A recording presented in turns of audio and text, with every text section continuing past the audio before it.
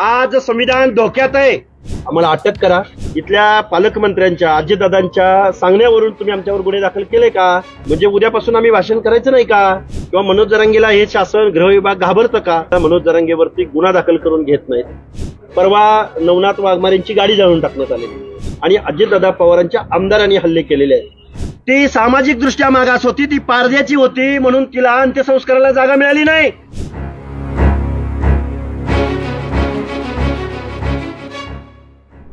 आज आपण police station मध्ये हजर झाला, काय आत्ताची पोझिशन आहे? अजितदादा पवारांच्या सांगण्यावरून या बारामतीमध्ये ओबीसीचा जो मोर्चा झाला त्या मोर्चामध्ये 14 जणांवरती गुन्हे दाखल केले आणि आज आम्हाला पोलीस स्टेशनला बोलवलेलं होतं। आम्ही पोलीस स्टेशनमध्ये हजर झालो, आम्हाला अटक करा। आणि ओबीसीनी लोकशाही मार्गाने आंदोलन केलं, मोर्चा काढला, म्हणून आमच्यावर गुन्हा दाखल होत असेल तर ज्या मनोज जरांगेंनी धनगर समाजाच्या पार्श्वभागात लाकडं घातली असं म्हणणाऱ्या मनोज जरांगेवरती गुन्हा दाखल करून घेत नाहीत। हे शासन मनोज जरांगे चालवतात का? मनोज जरांगेंच्या सांगण्यावरून किंवा मनोज जरांगेला हे शासन गृह विभाग घाबरतं का? हा आमचा सवाल आहे। कारण लोकशाही मार्गाने सरदशीर मार्गाने हे आंदोलन होत असताना आमच्याकडून आज पोलिसांनी लिहून घेतलंय। आम्ही सर्व महाराष्ट्रातल्या ओबीसी विजयंती बांधवांना सांगत आहोत, आमच्याकडून लिहून घेतलंय की असा गुन्हा परत करू नये। म्हणजे उद्यापासून आम्ही भाषण करायचं नाही का?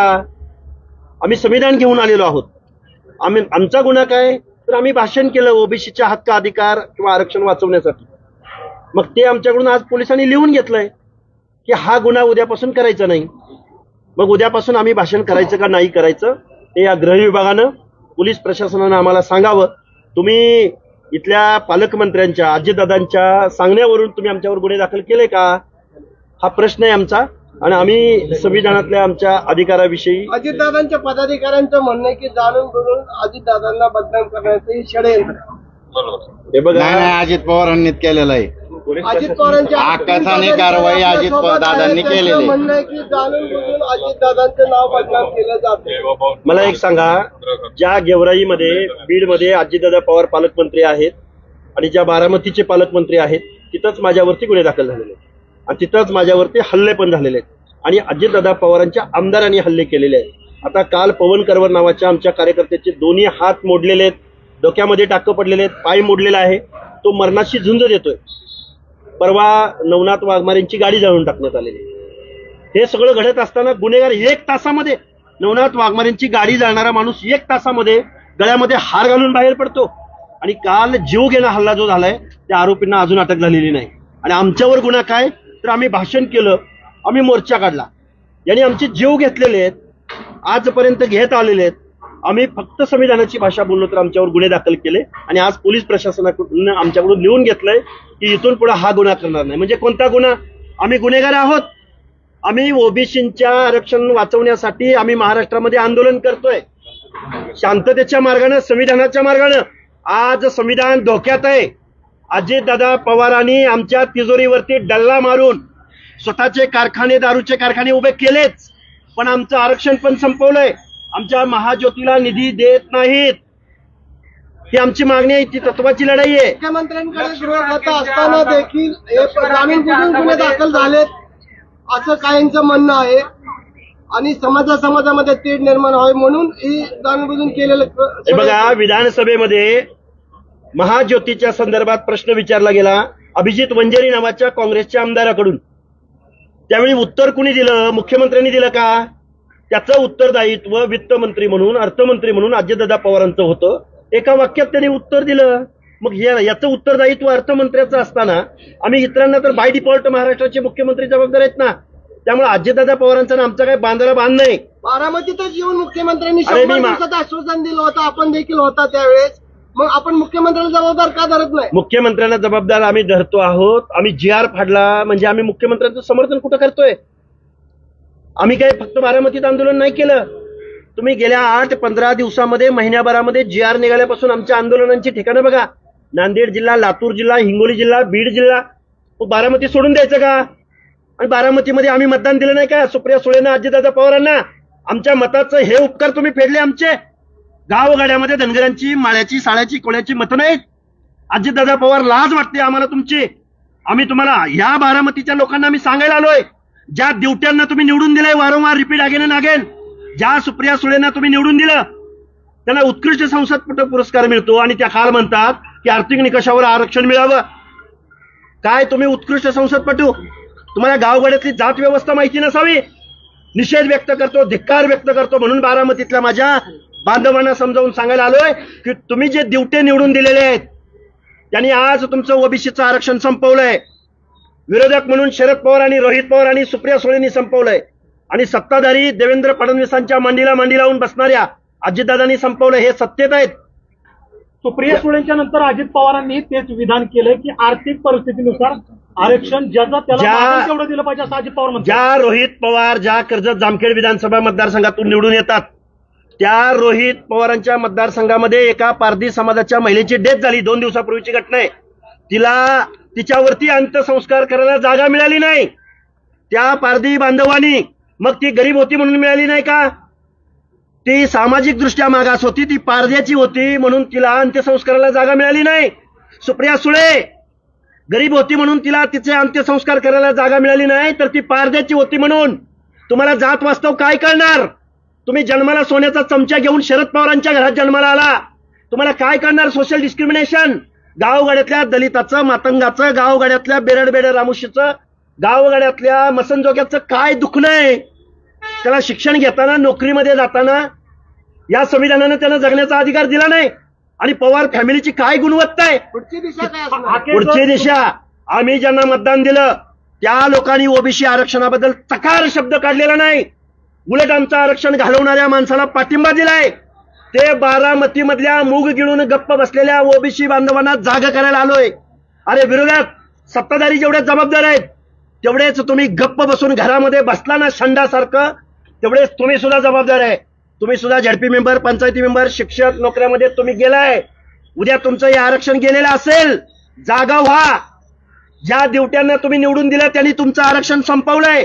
ज्यांना कुणाला बारामतीचं वावड आहे, ज्यांना कुणाला बारामतीमध्ये येऊन बोलतोय, त्याच बारामतीमधनं महाराष्ट्राची सत्ता चालते. त्यावेळी बारामती दिसत नाही का तुम्हाला? सर, सुप्रिया सुळे यांच्यानंतर अजित पवार आज असं म्हणतायत की आर्थिक परिस्थितीनुसार आरक्षण दिलं पाहिजे, कोणाचा विरोध असायचं कारण नाही. म्हणजे आर्थिक परिस्थितीनुसारच आरक्षणाची मागणी अजित पवार. ईडब्ल्यूएस दिले ना नरेंद्र मोदींनी. का नकोय मग तुम्हाला ईडब्ल्यूएस? आणि का मग जरांगे पाटलांना पाठिंबा देताय तुम्ही? त्या गेवराईच्या आमदारानं, अजितदादा पवाराच्या आमदारानं जे आंदोलन उभं केलं मुंबईमध्ये आणून, अजितदादा पवारांना त्यावेळी कळत नव्हतं काय? तुम्ही GR काढून झाला, तुम्ही दाखले काढायचं, प्रत्येक तालुक्याला तहसीलदारला टार्गेट दिलंय, 1,000 दाखले काढले गेले पाहिजेत म्हणून. आणि तुम्ही आज म्हणताय की आर्थिक बेसवर. वारे, तुम्ही ओबीसींना येड्यात काढण्याचं काम अजितदादा पवारांनी करू नये. GR वरती सही करणारे अजितदादा पवार, का बरं त्यावेळी तुम्ही बोलला नाही? आर्थिक निकषावर आपल्याला आरक्षण मिळालंय म्हणून तुम्ही आज बोलता काय? ओबीसींना येड्यात काढण्याचं काम अजितदादा पवारांनी, सुप्रिया सुळेंनी करू नये. ज्या बारामतीमधून महाराष्ट्राचं राजकारण चालतं त्या बारामतीमध्ये आम्ही आलो तर कुणाला वाईट वाटायचं काही कारण नाही. लक्ष्मण हाकेंच्या हातामध्ये संविधान आहे, लक्ष्मण हाके संविधानाला मानतात. लक्ष्मण हाकेंचा ज्यावेळेस मोर्चा होता त्यावेळेस पोलिसांनी परवानगी नाकारली तरी देखील तुम्ही मोर्चा काढला. आता नेमकं तुमच्यावरती गुन्हा दाखल झालेला आहे, नेमकं याला जबाबदार कुणाला पकडतो? याला जबाबदार जो ओबीसीच्या बाजूने बोलतो, ज्या पोलीस प्रशासनाला. आमचे मोर्चे 100 पेक्षा जास्त झालेत ना, कुठंच गुन्हा दाखल झाला नाही ना.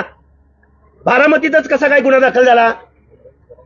मुंबईत जरांगेंनी जी काही व्यवस्था चॅलेंज केली तिथं जरांगेला बोलवलं का पोलीस स्टेशनला? म्हणजे जरांगे हा एका उच्च वर्गात जन्माला आला म्हणून त्याला एक न्याय पोलीस प्रशासनाचा, आणि आम्ही ओबीसीची बाजू मांडतोय म्हणून आम्हाला वेगळा न्याय. हा कुठला न्याय आहे? सत्ता तुमच्या हातात, तीही आमच्या मतावर, आणि तुम्ही आम्हाला चुत्या बनवताय. आणि मग परत जीभ घसरली. आम्ही बोलतोय, आम्ही संविधानाला मानतोय, आमचा संविधानावर विश्वास आहे.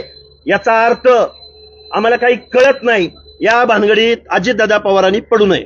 आपण म्हणायचंय का अजित पवारांच्या सांगण्यावरून हा गुन्हा दाखल? सांगा ना मला एक सांगा. आम्ही महाराष्ट्रात शेकडो मोर्चे आंदोलनं केलेत, कुठंही अशा पद्धतीची नोटीस आम्हाला निघालेली नाही. मग बारामतीमध्ये कशी निघते?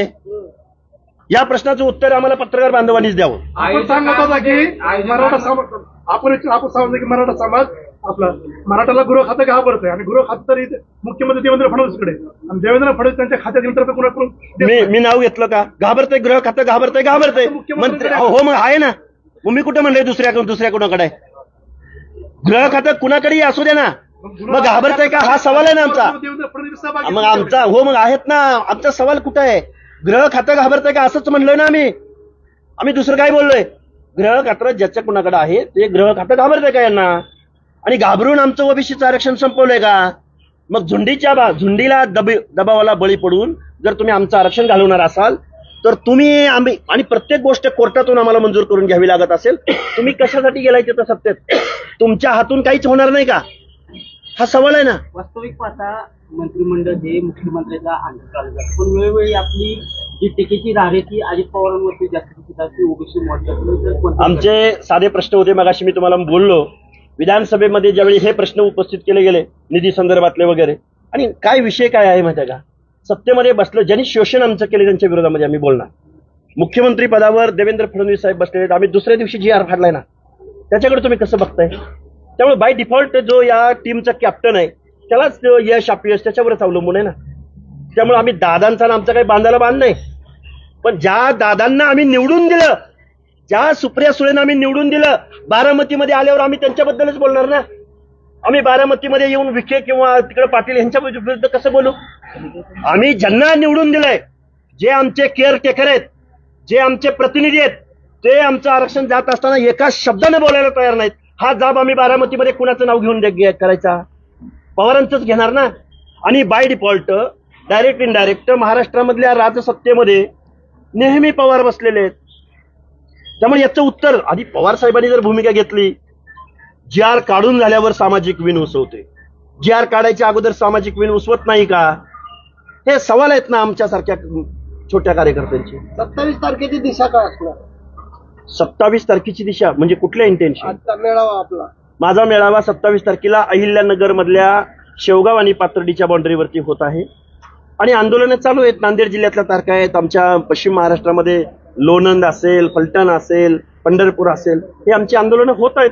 सत्ताधाऱ्यांच्या विरोधामध्ये आम्ही बोलत आहोत. वैयक्तिक कुणाबद्दल आकस असायचं कारण नाही, पण सत्ताधाऱ्यांच्या मनामध्ये मात्र आमच्याबद्दल वैयक्तिक आकस आहे हे आम्हाला आज दिसून आलंय. म्हणून जरांगेला एक न्याय आणि ओबीसी आंदोलकांना वेगळा न्याय म्हणून आम्ही हे संविधान हातामध्ये घेतलेलं आहे.